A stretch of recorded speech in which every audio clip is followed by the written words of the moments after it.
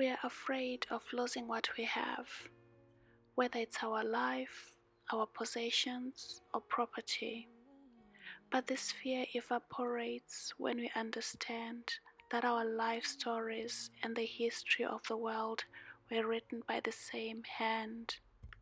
I know you think That is what yoga does for me. It makes me remember, it helps me to go back to that place where I understand that everything was written by the same hand. have felt it. Where's the sense in that? The word yoga is derived from the Sanskrit root yuj, meaning to join, to yoke, or to unite. As per yogic scriptures, the practice of yoga leads to the union of individual consciousness with that of the universal consciousness. There will be no white flag above my door. So with yoga comes the cultivation of wholeness. It is sort of a remembrance of who you are. I left too much mess and destruction to come back again. As an introvert, I had to push myself to join a big gym. Not only am I meeting other people, but I am also learning, and the more I learn, the more I find this union within myself, and it's a good thing to be in that collective energy. So put yourself out there, learn as much as you can, so that this way when you come back to your cave, you come back stronger, you come back with tools that you can use to improve yourself, to bring harmony into your life. 'Cause I'm in love and always. And since I joined my yoga classes, I have found that yoga is actually that tool that gives you the permission to just be. It's not about being theatrical, it's not about showing off how strong you are, it is just about you and your mat. I will go down with this ship, and I will put my hands up. It allows you to quiet the mind and enter a space of peace and tranquility as you just focus on your breath, focus on the mat, and focus on the moves. I will go down with this ship. I will put my hands up. To me personally, I think this is one of the most useful and most efficient self-care tool we all can use in our lives. According to Eckhart Tolle in his book The Power of Now, he said, stress is caused by being here and wanting to be there. Whereas with yoga, it forces you to be present because you are in union with your body, union with your mind, and in union with your soul. So the past evaporates and the future also evaporates because you get to be in the moment, you get to flow, you get to just be with your breath and with your mat, and it just gives you a sense of peace that surpasses all human understanding. And also with yoga, I found that it is almost meditative, almost prayer-like. It's a feeling that is hard to describe because it just unifies you and it's healing at the same time.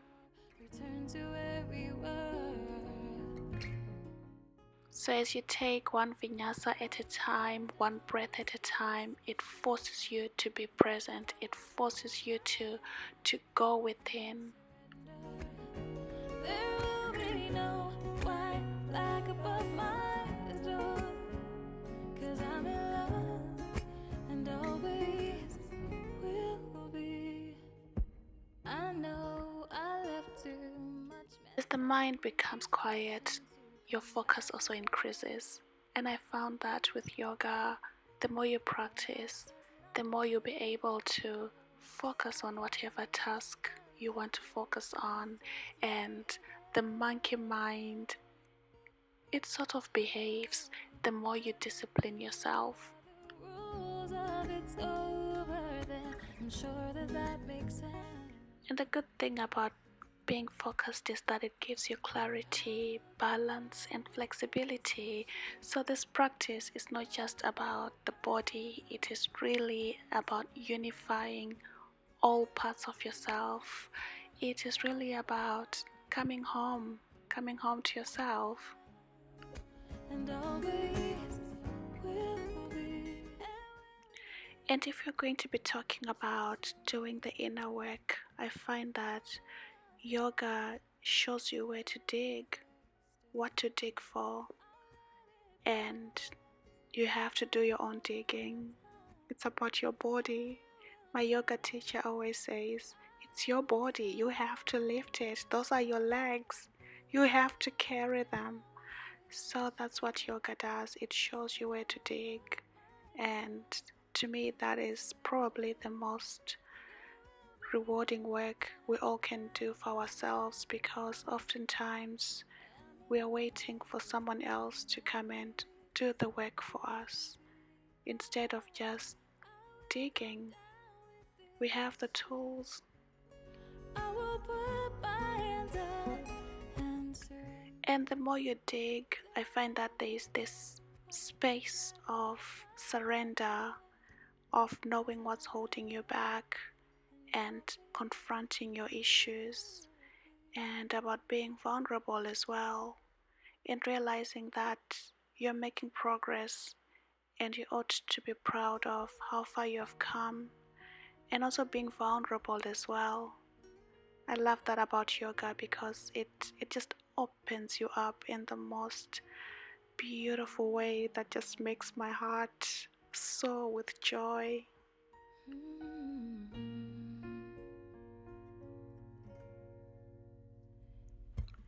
Like I said, I know it is hard sometimes, but it is really about holding space for yourself.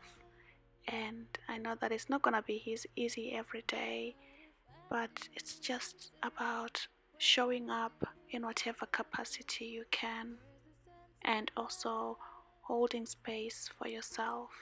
Promise I'm not trying to make your life harder or return to where we were.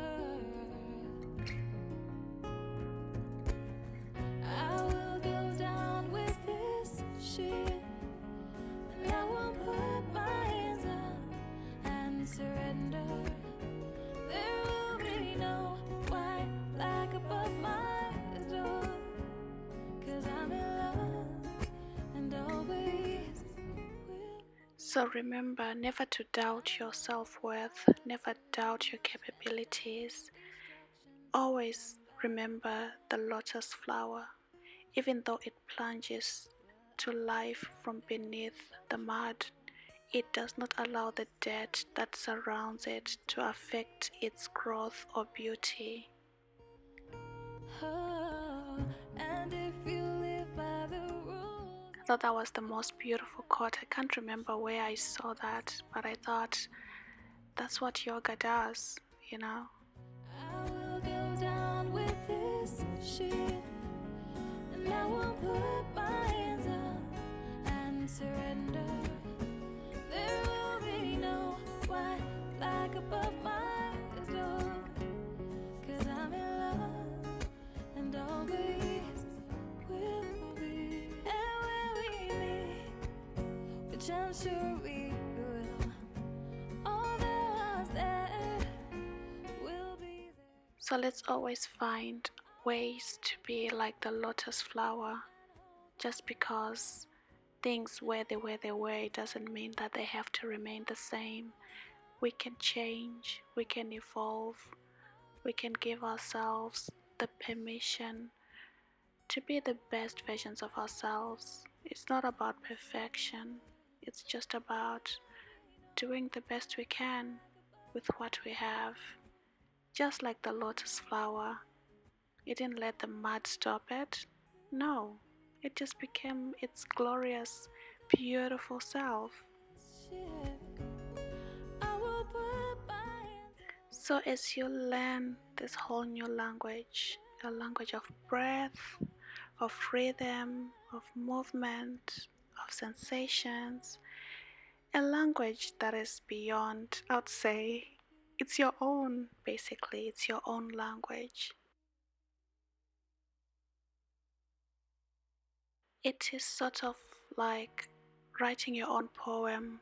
Make it your own and listen to your body, listen to the wisdom of the body because it knows all the answers. You'll be amazed.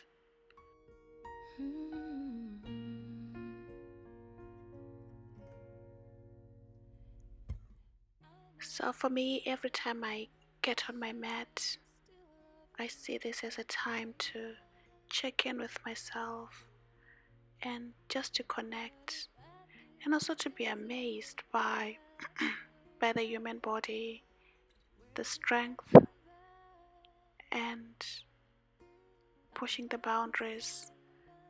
There are poses that I could not do by myself before I joined my class, and there were poses that I learned as I joined the class. So this to me illustrates that we have so much more potential and we have what it takes to become the best versions of ourselves. But it starts by listening and showing up. Will be. I know I left too much mess and destruction to come back again. Well, I've caused nothing but trouble. I understand if you can talk to me again. Oh, and if you live by the rules of it's over, then I'm sure that that makes sense. I will go down with this ship, and I won't put my hands up and surrender. Rolf Gates said, in asana practice, we learn to cherish each breath, to cherish every cell in our bodies. The time we spend on our mat is love in action. I love you. Take care. God bless. Goodbye for now.